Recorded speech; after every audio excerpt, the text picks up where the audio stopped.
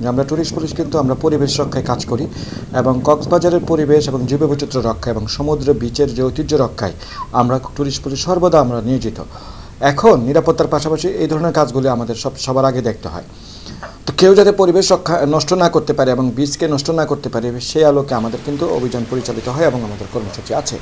তো আমরা কয়েকদিন ধরে আমাদের কাছে মেসেজ আসছে এবং আমরা যে তথ্যপাত্র পেয়েছি যে মারমেড তারা যে তাদের সীমানা পেরিয়ে ব্রিজ নির্মাণ করে আমাদের যে সমুদ্র বীচ দখল করেছে এবং সেখানকার যে বন সে বনকেও তারা দখল করে বছরের পর বছর ধরে ওনারা ব্যবহার করছে, নিজেদের সম্পত্তি হিসাবে ওনারা দাবি করছে।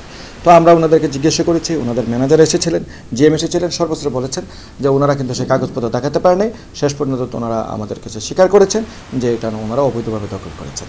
আমরা ওনাদের দৃষ্টি আকর্ষণ করেছি অনতিবিলম্বে এটা যেন এই ব্রিজকে যেন তারা তাদের দখলমুক্ত করে এবং এই ব্রিজ যেন তারা বিচ্ছিন্ন করে ব্রিজকে আলাদা করে এবং তাদের হোটেল সম্পত্তিকে আলাদা করে।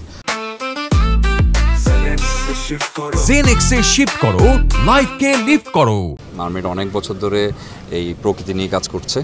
সমুদ্র আসলে কারোরই না, সমুদ্র হচ্ছে আমাদের সকলের। সমুদ্র মারমেডের না, সমুদ্রে আমাদের দখলের কোনো প্রশ্নই আসে না। তবে যে জায়গাটুকু পর্যন্ত আমাদের জায়গা আছে খতিয়ানভুক্ত, সেই জায়গাটা পর্যন্ত আমাদের জায়গা ছিল। এর বাইরে যে জায়গাটা ছিল একবার আমাদের এখানে আজকে থেকে প্রায় গত বছরের শেষের দিকে একবার আমাদের ইওনো মহোদয় এবং যারা গণ্যমান্য ব্যক্তিরা আছেন সবার মাধ্যমে আমরা এটা মেপে আমাদের জায়গাটা ওখানে ক্লোজ করে দিয়েছি। এখন আর ওইদিকে আমরা যাচ্ছি না। এর পাশাপাশি যেটা হয়েছে, আজকে ট্যুরিস্টের ডিআইজি আবুল মাহমুদ স্যার আসলেন, ভিজিট করলেন, উনি নিজে দেখে গেলেন। কারণ অনেকে অনেক রকমের কথা বলে, তো তার মধ্যে দিয়ে যে সকল প্রবলেম আমরা সবসময় ফেস করি ওগুলোর বাইরে এসে উনি স্বচক্ষে দেখে গেলেন এবং আমাদেরকে আমাদের গাইডলাইনটা দিয়ে গেলেন।